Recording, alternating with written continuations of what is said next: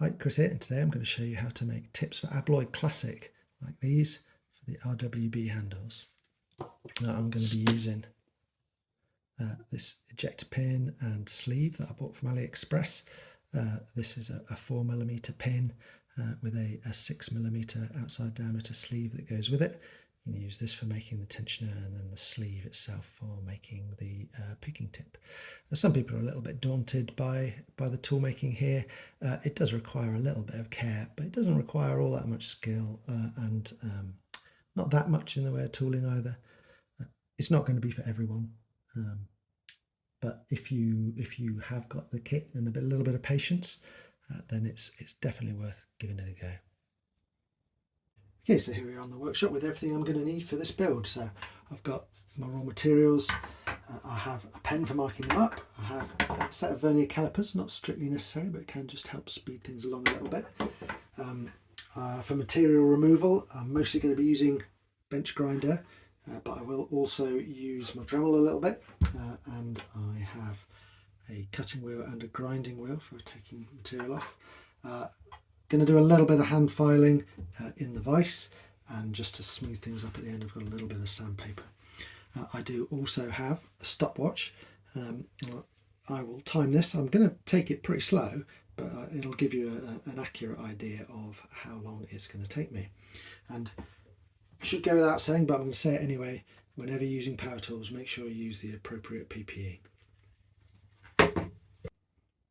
Okay, first things first, we're going to do the tensioner, so I will start the stopwatch and get making. Okay, what we're aiming for is to start with to match the end of the key profile.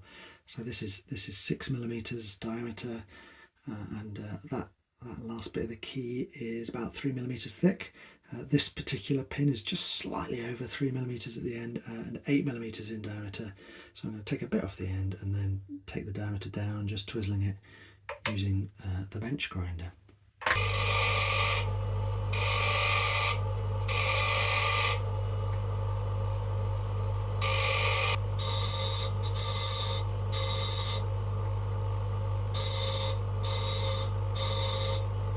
Okay, so after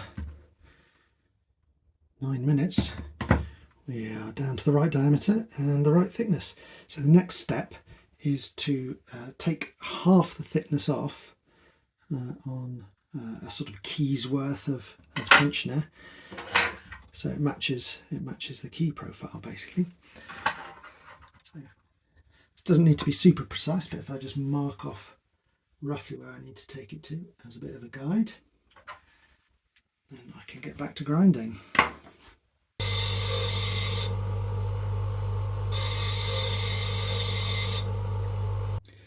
Okay, so after 21 minutes, this is what we've got. So that's all the right dimensions, and most importantly of all, will drop nicely down into the back of the lock. So now, next thing we've got to do is take half of this section off, so there's room for the discs to turn.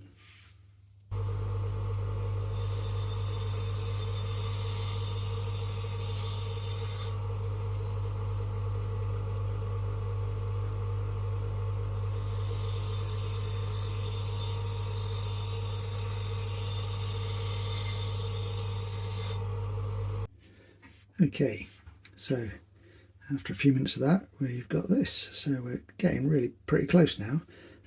Problem is though, you can't really get into the corner with a grinder like this. So you can see there's some extra material there in the corner which will need removing.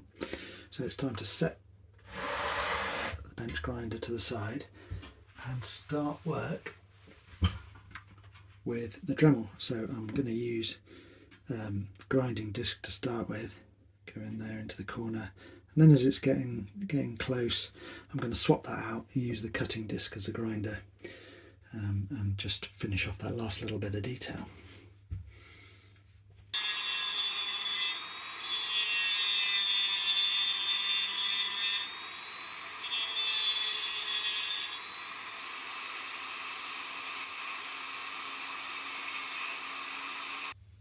Okay, so that's looking pretty good. I think I might I'll just go in with a hand file as well, just clean that up. And then that will be basically a working tensioner. It's far too long at the moment, and I'll cut that this length, but I will do that after I made the tips. Right, so onto the disc manipulator. So we're on 37 minutes. Got the sleeve in the vise, and first thing to do is take this head off. Don't need that.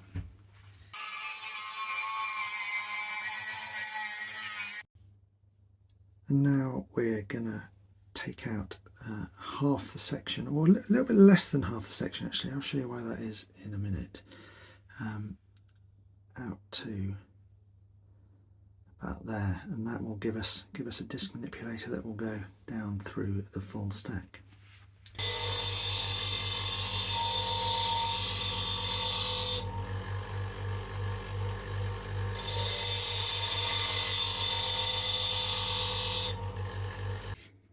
Okay, so this is what I now have. So I haven't quite taken off half of that, and the reason for that is I'm now going to cut the bits out to make the arm that holds the sort of horseshoe at the end, and it's a lot easier to leave a bit more material on the end and then take it off after I've made the arm than it is to make sure the arm's absolutely dead straight.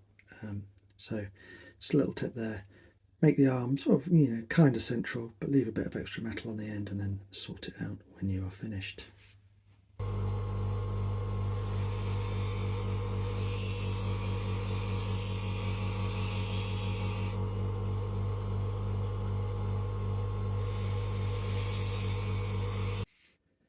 Okay, so this is where I've got to.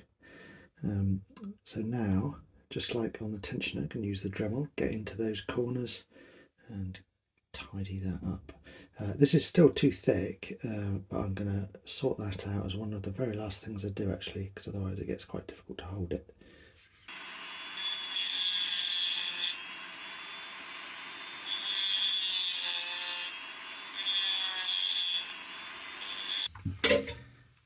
Okay, so that's pretty good now, ready for some hand filing. One of the things that you get using the bench grinder is this arm tends to form a sort of barrel shape. You probably can't see it on here, but it's about the right thickness at either end, but it's actually a little bit thicker in the middle. So I'm going to clamp that up in the vise and just take that middle section down with hand files, and then I'm going to try and thin that down as well, aiming for 0.4 millimeters. One of the things that people struggle with sometimes with hand filing these is supporting the part, because it's quite fragile by now. So actually what I've done is I've clamped the tip sideways in a vise and the arm is laying across the jaws of the vise. So that now has support. I'm also just going to hold on to the other end, and then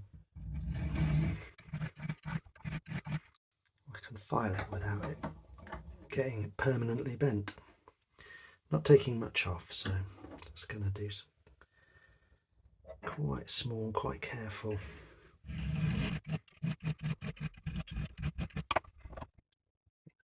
Looks fairly straight, looks like we need to take just a little bit more off there.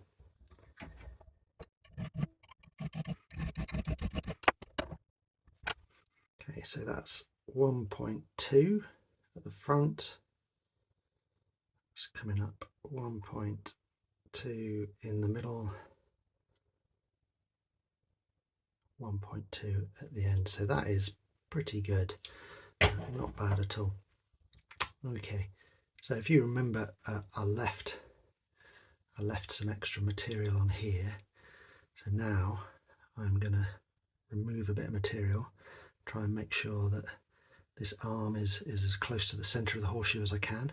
And just eyeballing it, I can see that most of that material is going to come off this side, because this isn't quite straight on it.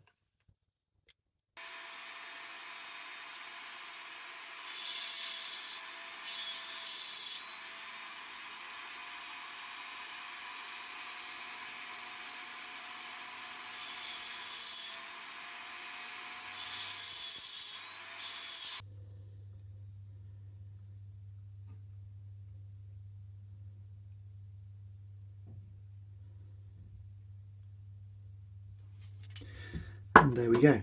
That will fit in the lock. So now the thing to do is get this down to 0.4 millimeters thick. So just like before, clamped it up in the vise. Got the top of it sticking out there. I'm not taking an awful lot off here. And remember, you can never unfile something, so I'm going to do quite a lot of just file check, get it down to the right thickness.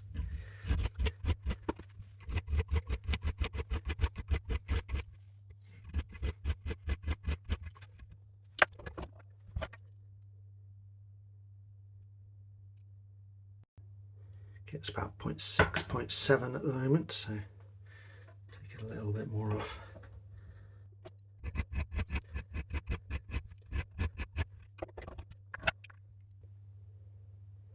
Okay, that side's 0.5. This side is 0.7. So I've got to take a little bit more off this side.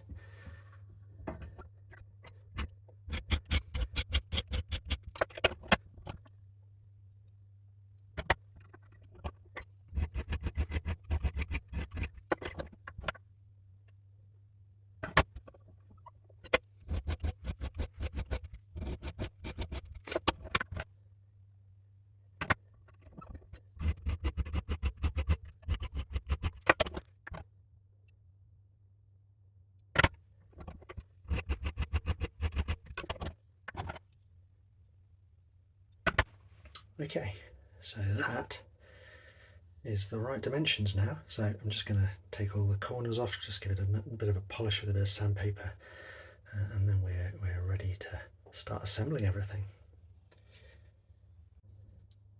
Okay, we've got one last thing to do now to finish the disc manipulator, and that's to cut it to length. So a key's worth of material should be about right.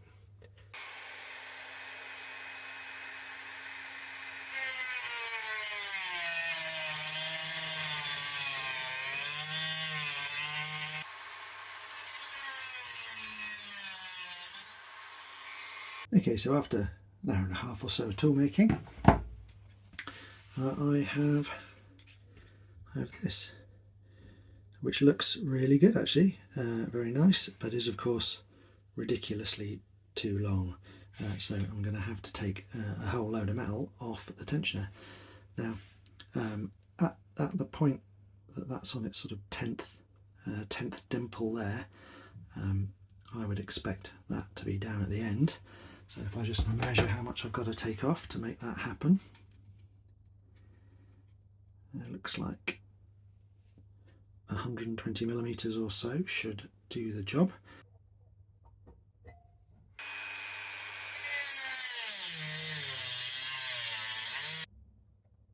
Okay, so after an hour and a half or so of tool making, I have this, and I am pretty happy with that. So there's just one thing left to do, and that is test it out.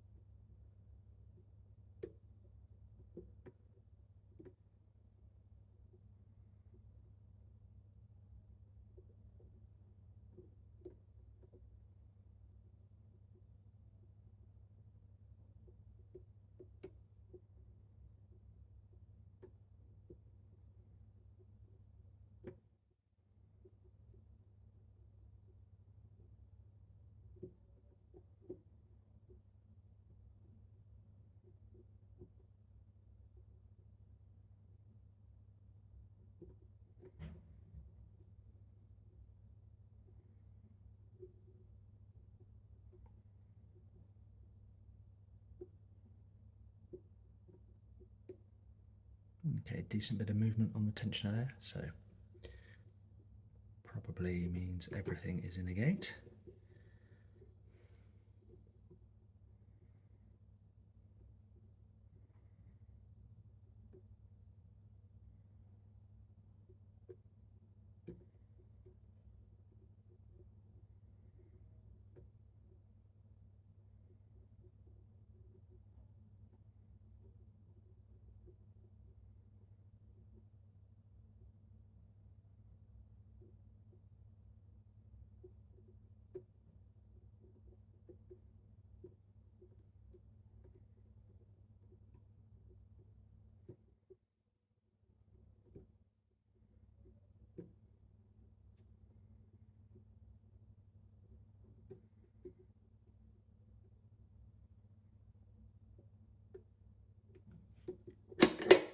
we are. That works very nicely indeed.